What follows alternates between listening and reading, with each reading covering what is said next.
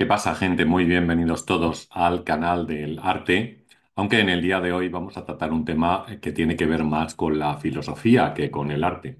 Estoy leyendo un libro que estoy disfrutando bastante. Se trata del último premio de ensayo de anagrama de Lola López Mondéjar. Y este libro se llama Sin relato. Aquí lo tenéis. La verdad es que es un libro estupendo y en la parte primera parte del libro, habla sobre, sobre todo sobre la pérdida del relato, ¿no? Y la pérdida de la narración que se está produciendo en la narración contemporánea y que yo creo que tendría que ver también con muchos otros factores, la introducción de las pantallas, las redes sociales, el individualismo, el narcisismo. Bueno, pero el caso es que Walter Benjamin ya hablaba sobre este tema en los años 30 del siglo pasado. Y ese es el punto que me ha interesado y que me gustaría compartir con vosotros, ¿no? Yo creo que podríamos estar de acuerdo en que, mirar, se ha disminuido nuestra capacidad para conversar últimamente. A pesar de que hay una hiperproducción de textos que pueden estar en nuestro entorno, es cierto que tenemos también dificultad para realizar otras labores, como puede ser pensar.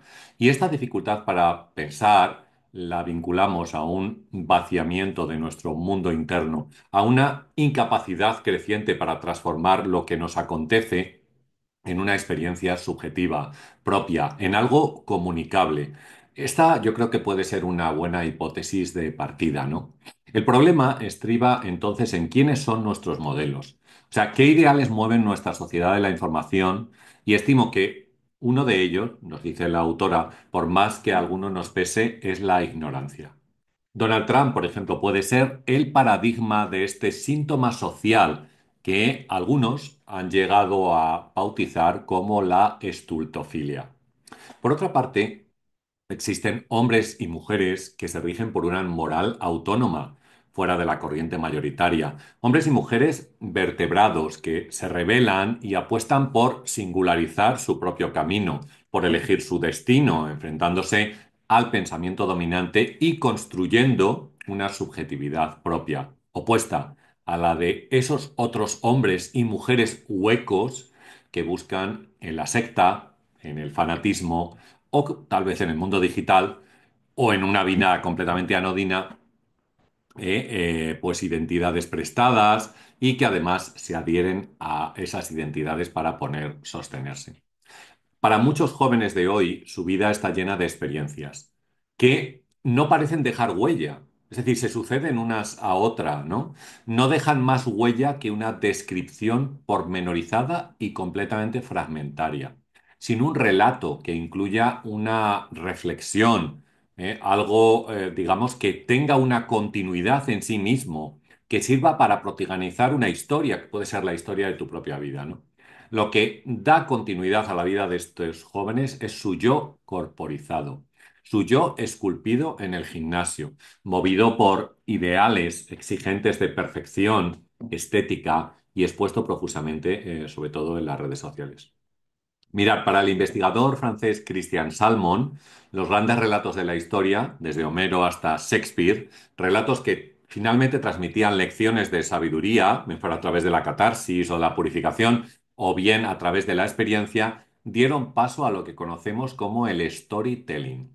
El storytelling satura la realidad de relatos completamente artificiales, bloquean los intercambios dialógicos y con la universalización de las redes nos alejan de las historias para imponer intercambios de relatos anecdóticos que propician normalmente un intercambio o un enfrentamiento comunicativo y debilitan así la confianza en el valor referencial del lenguaje.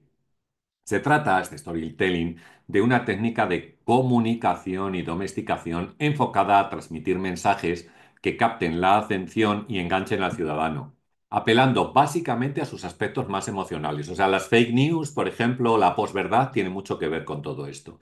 Se trata de una técnica utilizada tanto en la publicidad como en la política, que envuelve la realidad en una red narrativa que estimula las emociones útiles para el fin que el storytelling se proponga. Todo mediante unos engranajes narrativos que conducen a los individuos a identificarse con modelos y protocolos prescritos. Lo importante del storytelling es movilizar mediante anécdotas las emociones del interlocutor. La falta de diferenciación entonces entre la verdad y la mentira es una regla en nuestra sociedad contemporánea, pero todos los enunciados se mantienen en un régimen de inestabilidad. En la era del enfrentamiento, el ruido de la batalla en Twitter sustituye al storytelling y las expulsiones se imponen sobre la palabra y el diálogo, hasta producir de esta manera una ruptura posnarrativa, una ausencia de relato, casi un asco, podríamos decir, por usar la palabra. Y esto no tenemos más que comprobarlo en, no sé, algunos de los medios de comunicación, redes sociales o televisión.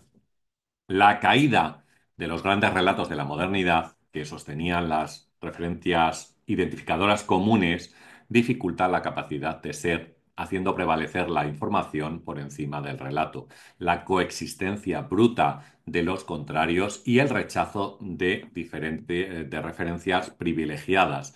De manera que ahora todo vale.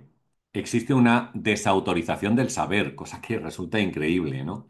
Surgida además pues desde la posguerra mundial en adelante.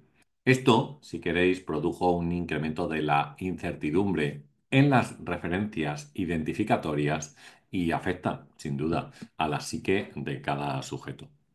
Bueno, vamos con Walter Benjamin, porque Walter Benjamin escribió un texto en el año 1933 que se llamaba Experiencia y Pobreza.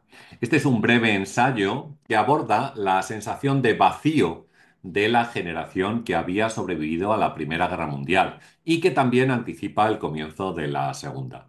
Benjamin observa que los soldados, que eran jóvenes, la mayoría de ellos educados en el medio rural, regresaron del campo de batalla enmudecidos, sin poder contar la experiencia de haber sufrido el inmenso poder de las máquinas de guerra frente a su quebradizo cuerpo humano y considera que se produjo en ellos una pérdida de la capacidad narrativa.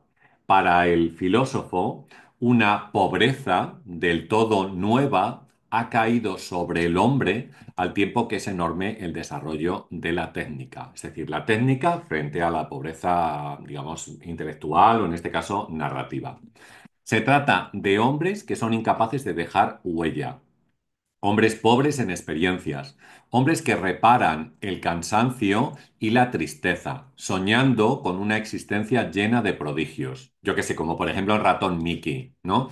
Prodigios que no proceden de la técnica, sino de sus cuerpos o bien de la naturaleza que los rodea. Hombres que desean, podríamos decir, que mágicamente, esta existencia que tienen sirva para abastecerse a sí mismo.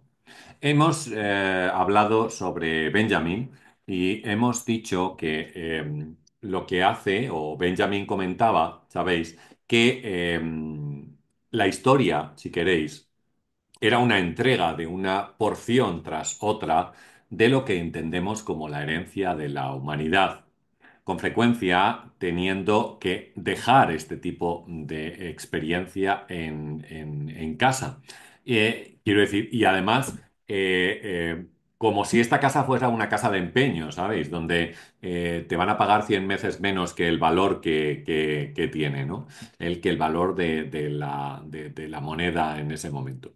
Con creciente frecuencia, dice Benjamin, se asiste a la embarazosa situación que se extiende en una tertulia cuando se deja oír o existe el deseo de escuchar una historia.